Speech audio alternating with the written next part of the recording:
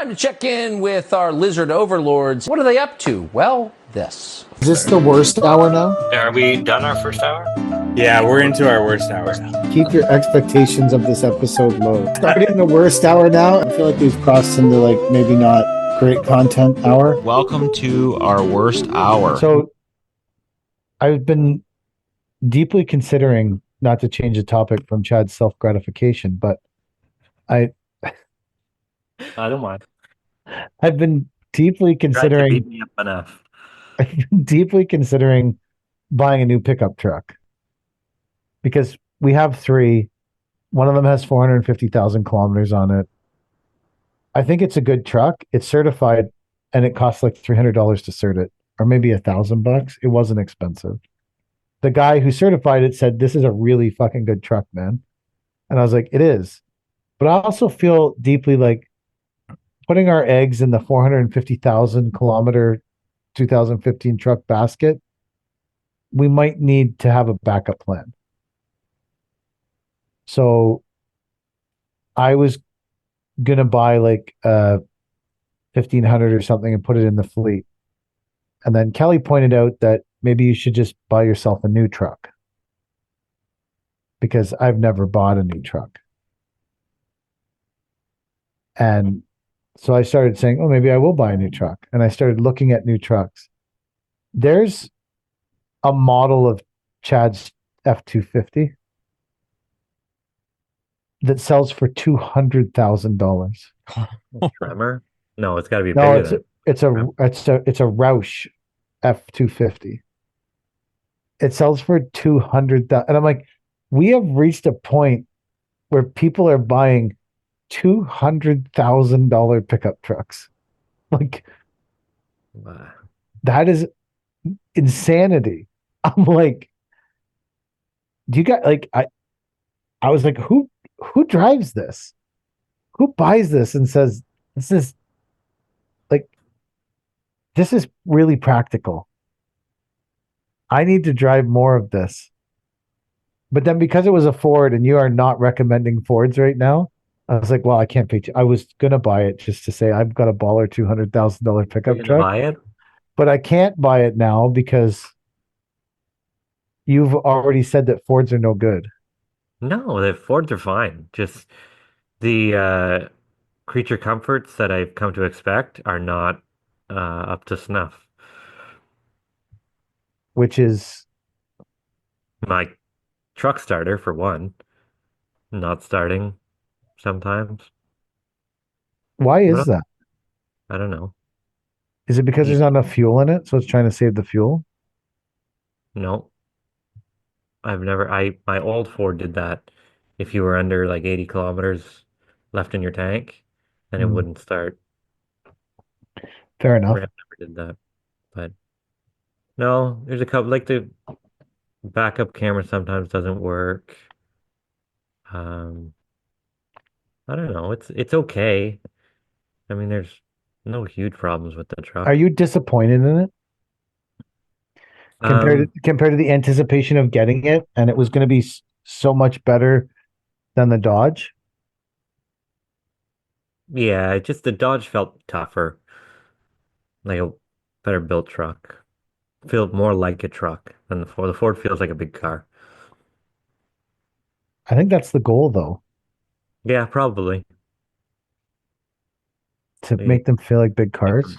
Feel like they're not big trucks. So I've looked at all three brands.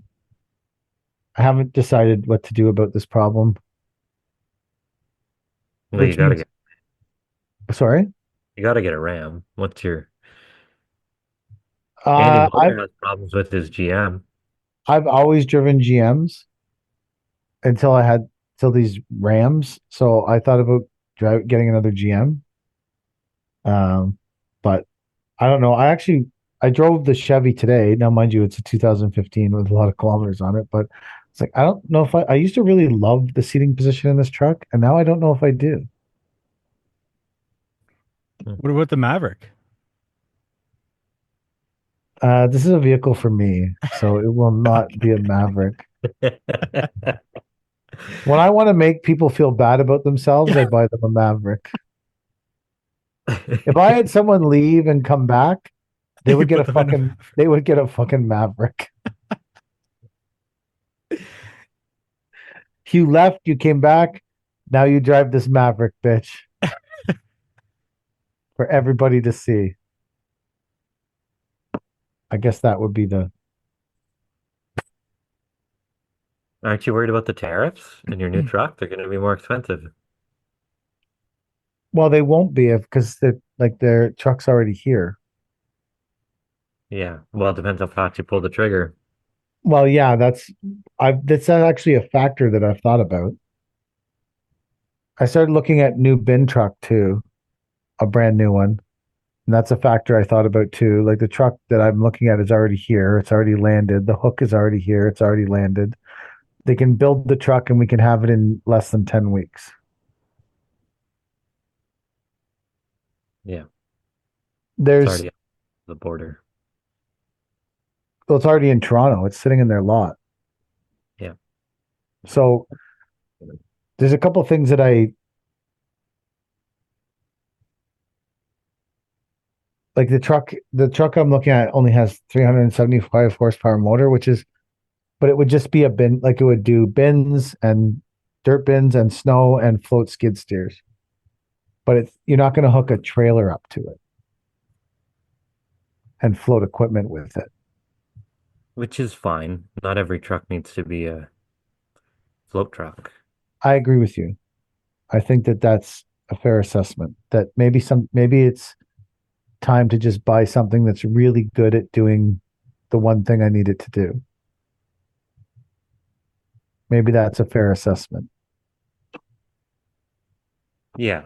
It's I mean it'll be more fuel efficient, right? Than a 15-liter motor.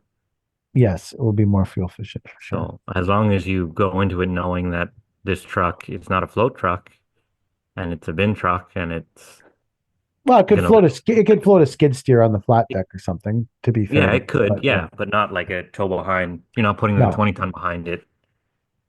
I'm not going to tow. Yeah, I'm not going to put a 20-ton float behind it and tow it around. Yeah, like I'm not. That's If it not something needed to, maybe you could do it once or twice, but not a daily. Yeah, I agree. Have you guys closed any jobs? Yeah, close one today. Like a residential job or a commercial job? Residential job. I was telling Mike, like, I thought I was gonna have to have a look at my rates, and I was getting worried that nothing was closing, and then one popped in. How So big a it's not job is it? 13 grand, 3 days, maybe. We closed 7,000 square feet of pavers last week, Whoa, and we closed 4,400 square feet of pavers the week before. wow. Yeah. So between the 3,500 square feet we're starting with and the 7,000 square feet and the 4,000 square feet, we've got almost 15,000 square feet of pavers to lay this summer so far. Nice. Yeah. Yeah. We've got a bunch of questions that have built up for the past month, 2 months. Holy shit. Do you guys want to get into those? Yeah. As long as they're about Chad being a derogatory person. Maybe there'll be one of them in here. I just took screenshots of these, so I don't know the full handle. Angelina's Land Maintenance, I think. What's everyone's take on the color on your work trucks? All white trucks are easy to get and they can be wrapped to your needs, or is it worth buying the truck in the paint color that matches your company? Well, I have a wrap guy that rents property from me, so I'd say it doesn't matter. Wraps are cheaper than paint, I think. Not really. Probably No? for you because you have a rap guy on your property. Maybe. Potentially, yeah. I don't know. But white is definitely cheaper or more accessible, and um, there's more of them for sure. if you want to buy used, it's likely going to be white, I think, anyway, for the most part. Uh, I don't like my pickup's white. I don't mind it. For some reason, the white on my pickup truck, like our, we have one black pickup truck. All the big trucks are black except for one. And if we buy a new one, then I'll either get it wrapped immediately or get them to paint it black. Um, we have three wrapped trucks and we have one painted black truck. And then the pickups, I just never, I don't know. I didn't care. They all have the same sort of stripe on them that say Paver King. It looks like on the side of them, they all have that stripe on them. I don't know that it matters. They're all the same color. It matters to, I would prefer if they were all the same color. And I hate white, so I would avoid it like the plague. I But would have got our hook truck in black, but our yard is just too muddy. Like everything is too, my truck is always dirty. White sort of hides the dirt better than black does. it does, 100%. So I would have a problem. I would love everything all black, but our yard is just too much of a mud pit. We have a guy come in every 2 weeks and wash the trucks, and they look fucking sick in the yard. At like Christy's truck got washed on Saturday. When I came in on Monday, I was like, man, that thing looks so fucking sick. And then Andrew floated two pieces of equipment with it because his truck wasn't getting certified. And when I drove into the yard today, the truck is black, so it's muddy and it looks terrible. I was like, well, whatever. It looked Yeah. great briefly. So white trucks are cheaper. White trucks are way cheaper. I need to clean them all the time. I also think you're right. I think your point that it's easy to find more white trucks is Yeah. it's always easy to find a white truck. Yeah. Everybody always has white trucks for sale. Yeah. Yeah. Auctions always got white trucks. Oh yeah. You know. Here's a really long one, so buckle up. And this might have been time sensitive, so I'm sorry. This was sent back a month and a week ago. So Well, we're not paid for this, so Hamilton and Sons, specific for PK, but everyone's opinion matters. I currently own a property maintenance company and have one employee. A family friend has owned an excavation / haulage company for decades as a solo owner operator, with the odd part-time employee here and there. He owns one tandem axle truck, backhoe, dozer, and an excavator, all fairly new equipment, less than 20 years old. He's getting to the age where retirement isn't far in the future. Would it be worth considering buying the business and hiring operators for the equipment, or would it be best left for someone who loves trucking and digging? I don't want to miss out on an opportunity. I think that when you're doing all the work yourself, or the person is doing all the work themselves, you need to have a deep look in the books because they're either everyone who works alone is either charging less for their time than they should because they're doing all the work themselves and they have low overhead, or they're charging an insane amount for their time because people are paying for the skill level of that person. So in both regards, I think it's hard to transfer that business because if they're charging too little for their time, it's hard for you to hire people to run that equipment and charge enough to make it profitable because the company has a past history of charging too little. But it's charging too little if you want to have employees and overhead. It's not charging too little if you're one person operating equipment, right? And on the flip side of that, if someone's charging a lot for their time because they're so good at that equipment that people will say, listen, this guy is such a good excavator operator. I will wait for him to come and dig my basement and I will pay more because I know it will be square and perfect and on level. It's hard for you to hire people to do that job at those higher rates because you're almost guaranteed they won't be as good as the person who left. So those are like pitfalls that I could see that I would have a deep look into. Should you should you buy it? If I also don't think that anyone should own any kind of truck if they don't love trucks, like big truck, tandem, triaxle. If you don't love trucks, don't own one. They are just a constant source of disappointment and sadness. Uh, Um, I'm not a fan of buying a business that you don't have some grounding in. Um, I had this conversation with a buddy of mine who was going to buy an HVAC company, and the guy wanted something like 400 grand for his HVAC company.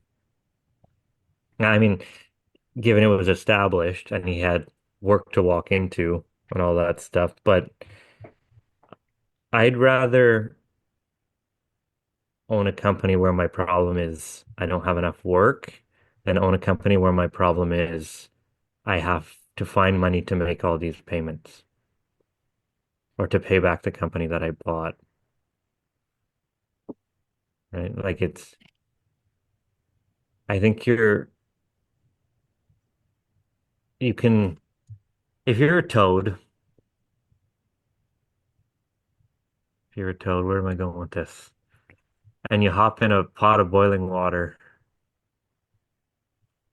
you're gonna get cooked, right?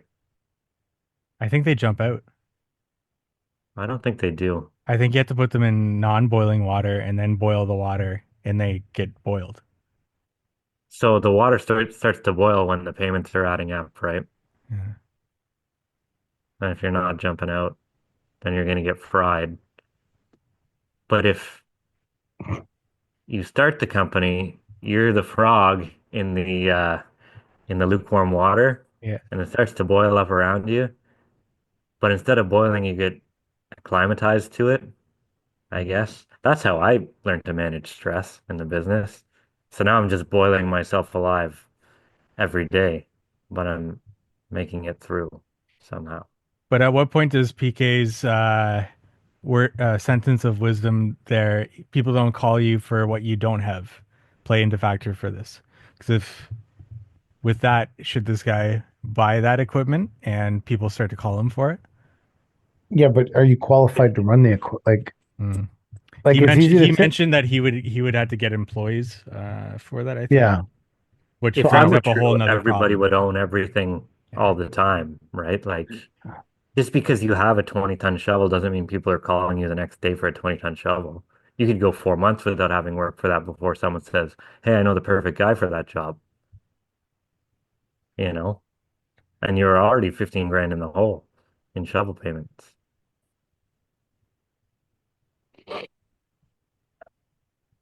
but yeah, I also think that the people don't call you for what you don't have statement is true, but you need to know how to operate and manage that stuff. Like if you've driven dump trucks your whole life and then you start your own company and you don't have to beg Chad for your job back, then you would say, people don't call me for dump trucks. And they'd say, okay, well, you don't have any dump trucks, so no one's going to call you. But you need to be competently able to operate dump trucks before you buy one to have people call you. Like that statement does work, but like it's like I people don't call me for irrigation, but I'm not going to go buy a ditch witch and start trenching irrigation because I don't like it or know anything about it.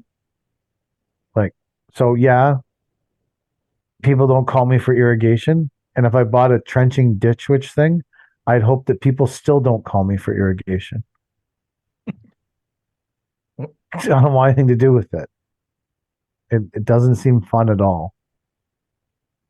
I think the best case scenario for this guy is he's got all this stuff, buy one piece. Buy the one thing that interests you the most and give it a go with that. You don't need to buy the whole company, I don't think. Yeah, you don't want to buy an owner operator company. You just want to buy the equipment. Buy what's going to work out best for you and give it a go with that. It's used equipment, so it's going to be cheaper than new. Yeah, but are you getting the cut? Like, is he buying that because he wants to get into the excavation company? He wants to get into the excavating business and he wants the client list. The problem with a one person company is the client list is very much about the relationship with that one person. Yeah.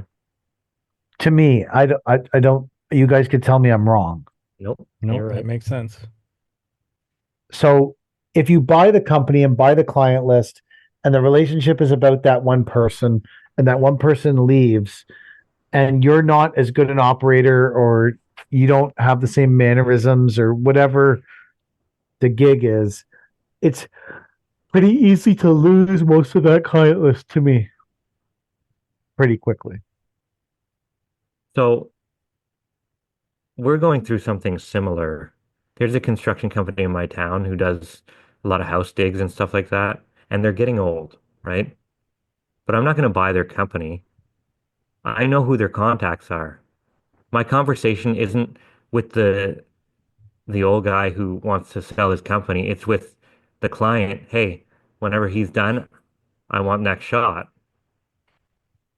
you know?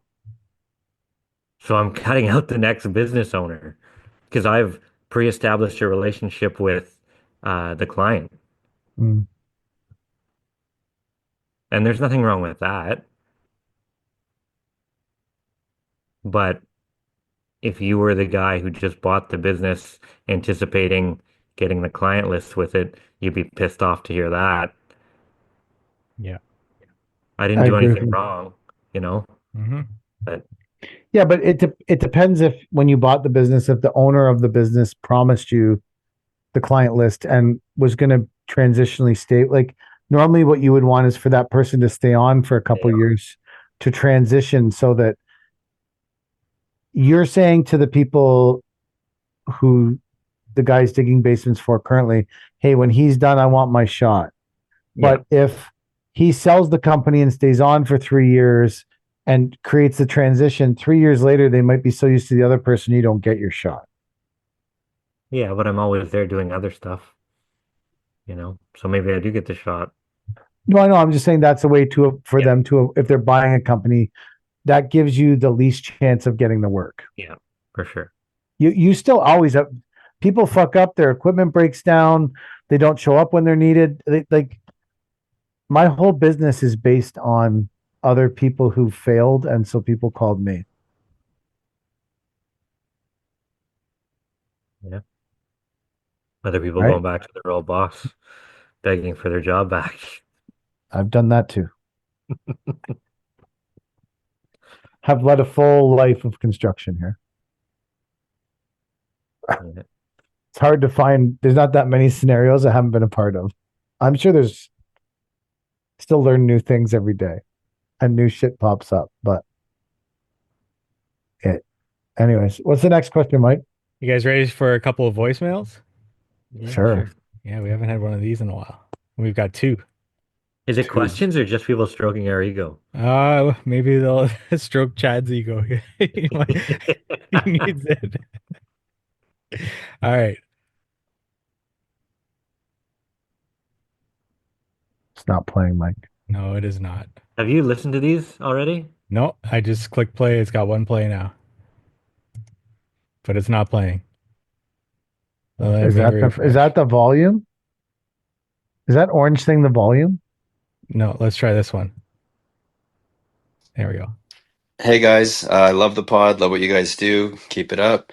I'm just calling. I'm a landscaper based out of Ottawa, Ontario. It's myself and my business partner, as well as a part-time employee in the summer. So we're not very big. We're going into our fifth season, and we signed up for a program called Adam in AI last year. We heard about it through the Permacon Elevation event. So I'm assuming you guys are probably familiar with it. Essentially, it is an AI program that helps autonomize different things within your business. So basically, you can not have to pay an admin person. There's just a whole lot that it does, but it is expensive. It comes in at around $1,000 a month for us. So my business partner is kind of on the fence, thinks that it's too much too early. We're spending too much on it. We do have plans to grow relatively big. So I think we should be doing this now, so that we can actually get used to the program and be able to utilize it before we get to a stage where we're too busy and we need that program. So I personally think it's not a bad idea to get in now, and get ahead of it. He thinks that we should wait. I just wanted to get your thoughts on it. Again, thanks for everything you guys do. Love the pod, and take care, gentlemen. Well, I know what the software companies would say. Just bill it in. Just bill it in. Just fill it in. Bill it in. So I don't know. I'm not an early adopter of stuff like this, and I always find the hard way to do things. So, um, are there other ways that? I remember seeing this. What was it last year at Permacon? And it was more so about getting like automating reviews and talking with the client. I think it's very early for that, but maybe it's really improved the way that it handles things. I mean, if personally, I would want to take on most of the client communication and not leave it to AI. Uh, but I'd have to do Yeah, more you want research to be on it. that base, right? Yeah, but also like do things until you need things off your plate, right? And especially in those early years where you want to have that contact with the clients and build that base of clients that you can get referrals from as opposed to using AI to talk to them. I don't know. I'd have to do more research on how Atom AI has gotten better. I'm gonna say something, and you guys are gonna fucking throw me to the wolves because it's probably not right. But I feel like of all the companies who sell bricks, Permacon does not have the best track record with ways to do things, maybe. I think they're not the most cutting edge when it comes to a lot of stuff. Uh, Here's what I think about it. I'm old, and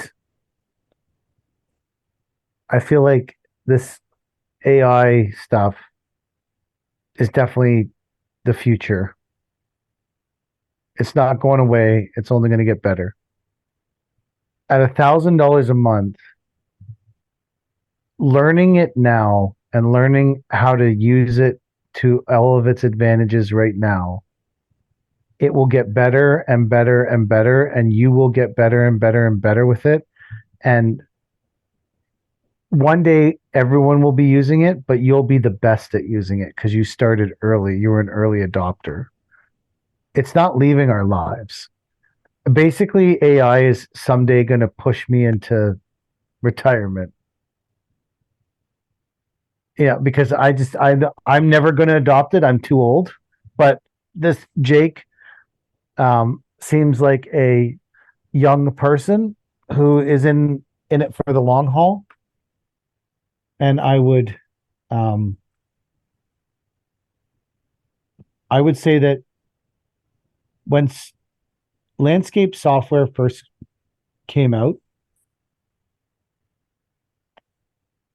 if I had learned it then and had been spent the last 15 years or however long it's been out learning it,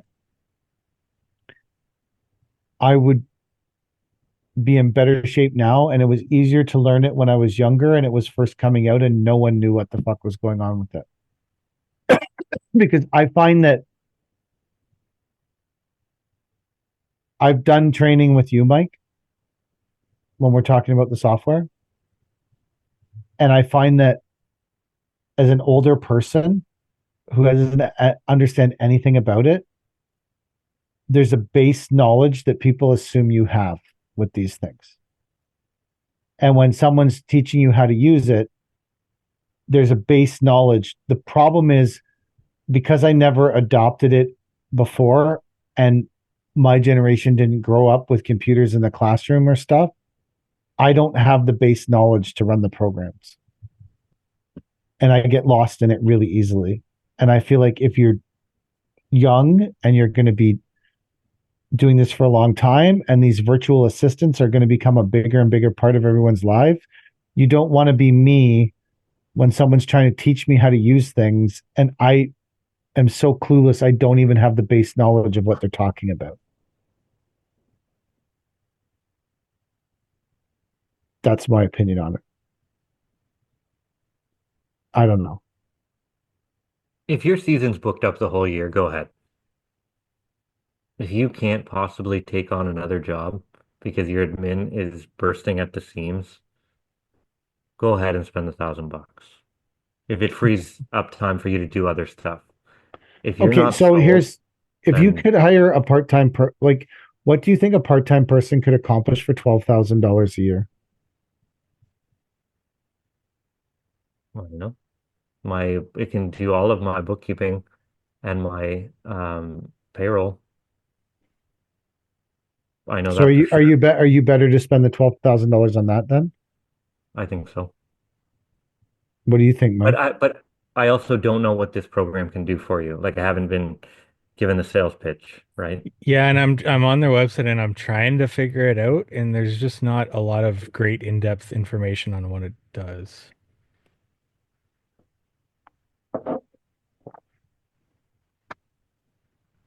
In the That's first 5 years I was in the field, right? I say anything that would take off some of the burden of having to be out of the field. Like if someone could take care of the admin side so I could work more in the field, I was better productive that way, working in the field. So maybe it's worth $1,000 a month to do that if it let me have more time in the field where I knew I could make money. Now my job isn't making money in the field. So let me give some feature rundowns on this, and maybe you guys can think of use cases. Scheduling and calendar integration, which I think most softwares do. Agenda builder and templates. Customize, collaborate on, and duplicate templates. I don't know. Video conferencing, Zoom. Real-time collaboration. Guest access experience. Action what's and that project mean? tracking. I don't know. And I can't multi-space management, meeting minutes, voting and decisions, so you can do polls, documentation, so you can upload, share documents and stuff, analytics dashboard, and that's it. What are the analytics for? I don't know. It doesn't say. Like what are the analytics of? Like there's an analytics dashboard, but what is it analyzing? Like what's the Total meet place users, total meetings, past meetings, upcoming meetings, total spaces, total actions, to do, completed, and overdue.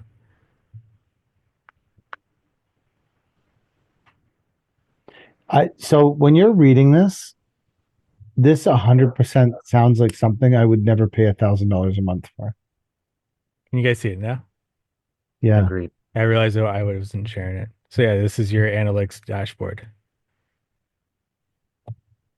See, a lot of But companies are just calling like something AI, and I'm sure there's AI aspects to this, but AI is like the new buzzword like cryptocurrency was I'd rather 5 put years $1,000 in cryptocurrency a month, I think. ago. Now, I know that they have some sort of AI aspect to this because I did hear them talk at that confirm thing, but um, is it saving you $1,000 worth of time right now is how I would evaluate that. Because ultimately, if you're familiar with software and you are like some, and the software that you're coming into is fairly user friendly, you can pick it up really quick. So, uh, it's not something that I would want to pay $1,000 to learn because I could learn other softwares, and then when I'm ready for this one, it should be user friendly enough for me to jump in and set things up basically. But I'm also coming at this like I do not understand their features and what value it's bringing. Like scheduling meetings, great. I've got Calendly for that. It's free. Having meetings, great. I got Zoom for that. It's free. Um, Voting in decisions. I don't know how many polls I send out to my clients, but I would happen to say zero in my career. Polling. You I could haven't heard. generate more revenue with a mini skid steer for $1,000 a month than I can having this thing save me $1,000 worth of time a month.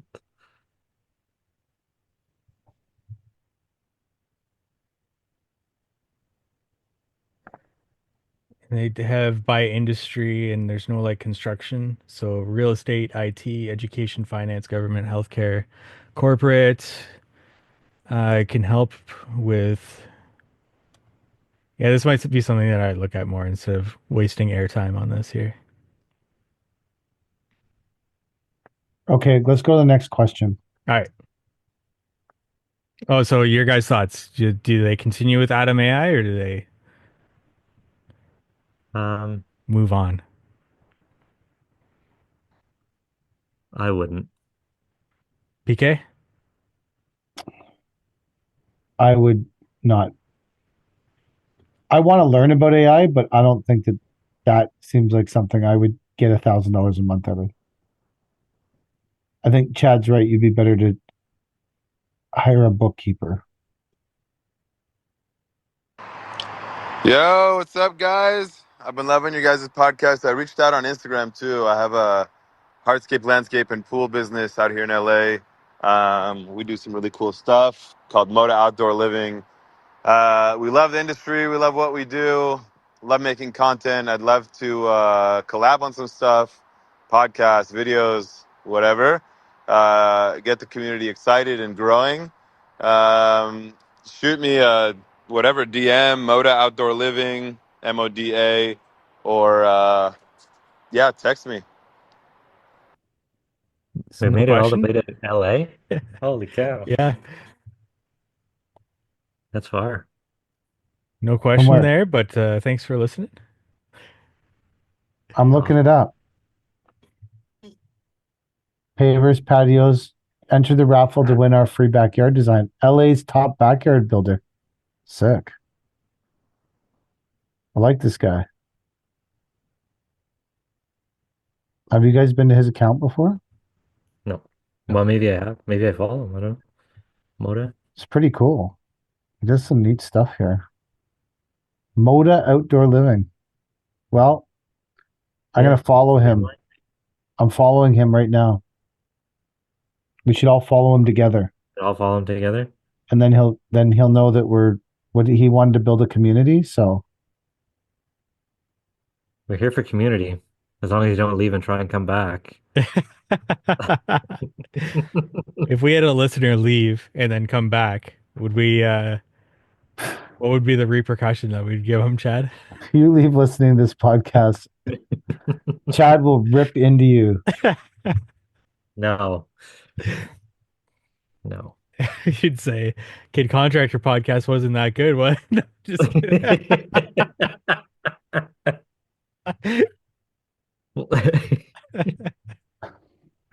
The Kid Contractor podcast wasn't that good. Last question to wrap things up here, and then we'll let Chad get to bed here. Then we're all caught up on questions. Yeah, because Chad's already seems kind of grumpy with the whole I gotta bring people down. Do you think this really gets under my skin? No. What? No. I love it. That was a good I discussion. I like the fact that I thought it was real. For the whole discussion, Yeah. basically. I thought it was a real discussion, and Chad was really treating people like garbage. I was like, bro, really, man? That's really mean. Just being mean. What's the final question, Mike? KROB8BNH04 says, how do you deal with clients that don't want to pay for a design but still want a price? In the past, lately, I would have just told people I don't do any work without a design. Well, previous to this year, I probably would have told people I don't do any work without a design. Also think that if someone doesn't want to pay for a design and I needed the work, I'd probably do a design and then just bill it into the job later once I closed it. It would depend on how big the backlog is for me. How about you guys? The problem is I don't know how thorough of a design are you going to give them that you need them to charge for it, right? Because it's that gray area. Like they're not going to sign up for the idea that's in your head if there's nothing tangible there to look at. Like how can you expect that of someone, right? A spray paint on a lawn isn't going to do it to sell a 25 or $50,000 job. They're expecting something. Yeah. You just have to bill it into your cost of the job, I suppose, right? But I can understand where that's tough when they want to see the drawing before they sign up. You just can't give them the drawing. Yeah. And then there's that whole other problem. You have to meet with them to show them the drawing, and then it's proprietary to you, and unless they're going to pay you X number of dollars, they can't keep the drawing. I think that all of that stuff is situational, depending on how much you want the job and where your company's at and your cash flow and whether you have any work. If we have no work and everyone's about to sit at home, I will get a design pumped out to these fuckers for free.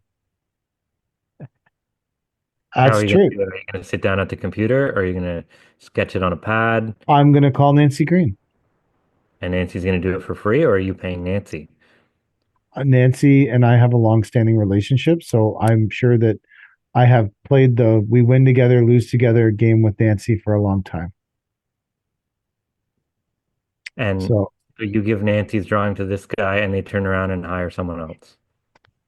I think that's like the whole point where you were just talking about, where you were saying you end up in this awkward situation.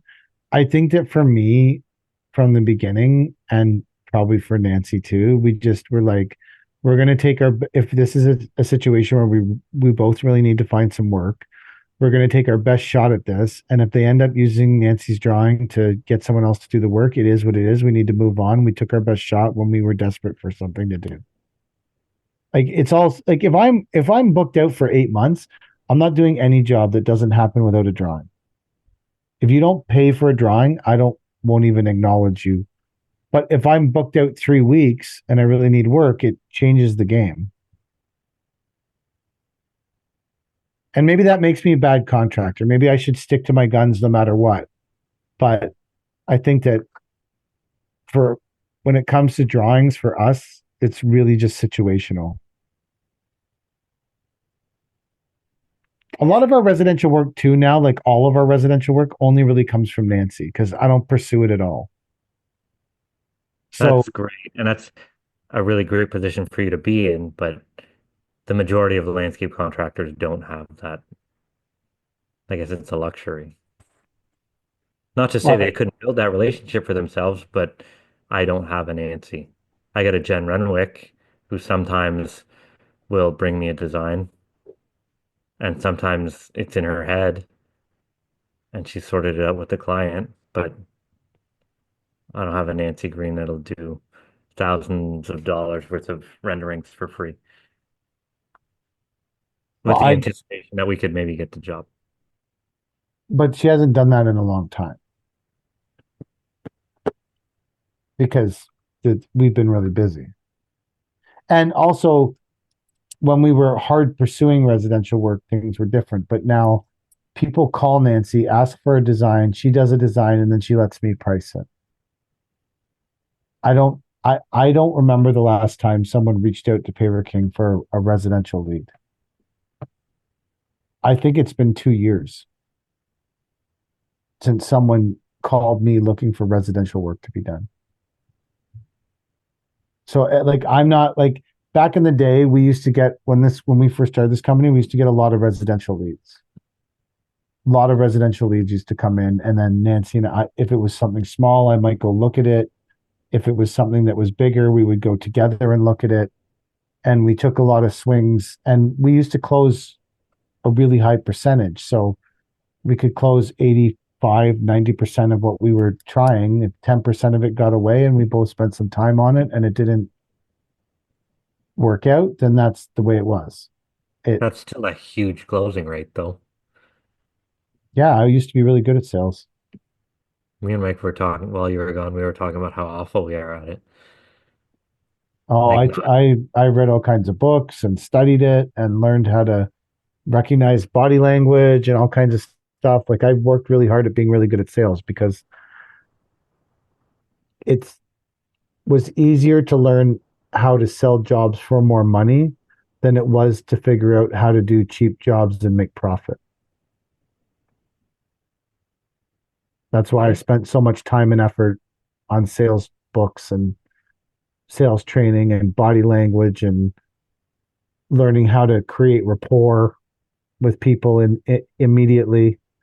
I spent a lot of my life, like I used to go to a different Tim Hortons every week, and if they didn't know my voice at the drive-through and know my order before I ordered, then I failed at making rapport. It's the same people at 6 o'clock in the morning in every Tim Hortons every morning. I So think you're overestimating the brains of the people at the Tim well, Hortons. this was a long time ago Ah, when it wasn't we're a all different.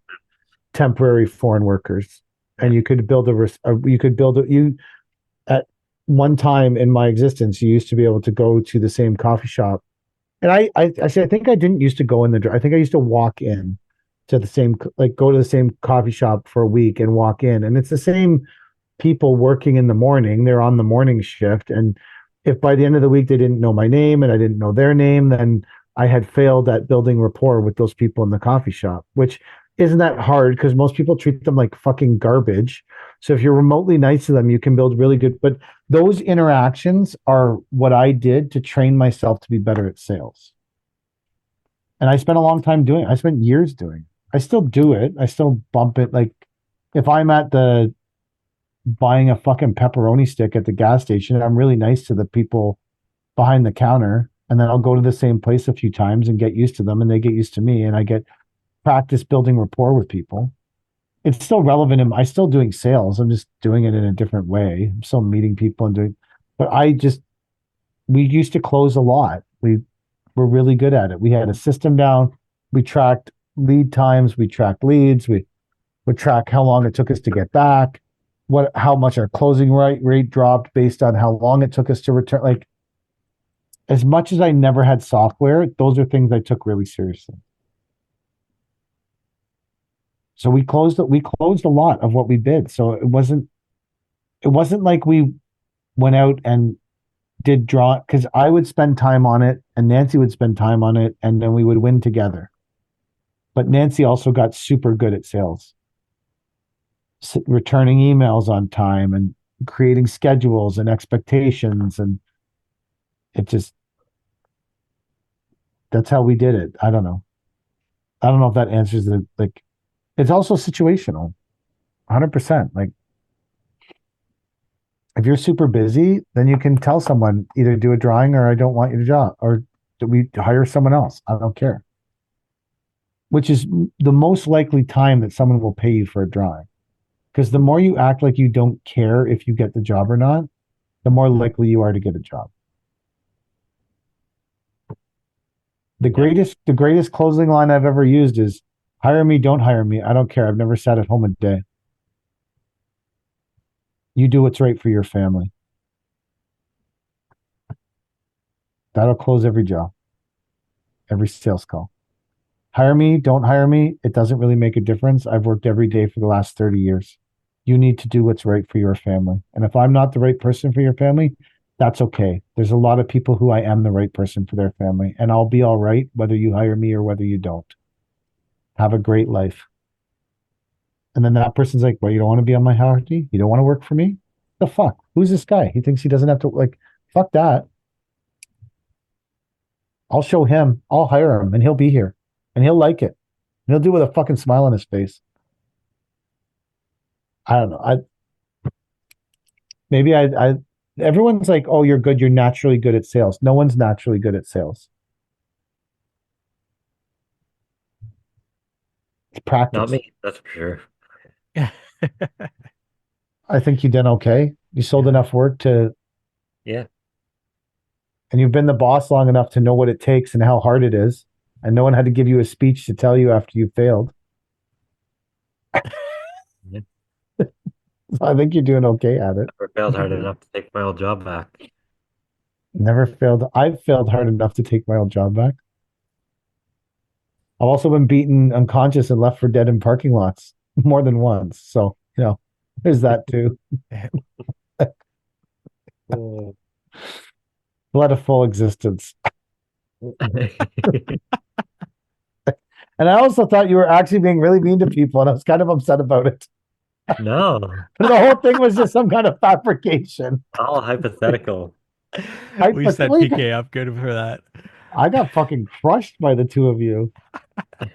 Fucking guy leaves to go talk to his daughter who's upset and fucking comes back to two guys that are plotting against him. Fucking tough existence here on Tuesday night. Fucking.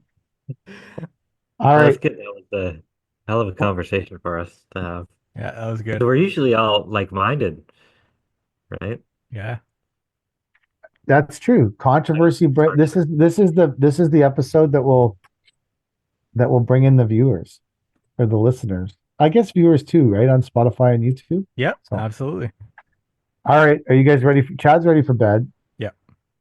So that's the end of the episode. Thank you for watching. Yeah, those people run the world. They're so impressive. What a bunch of freaks.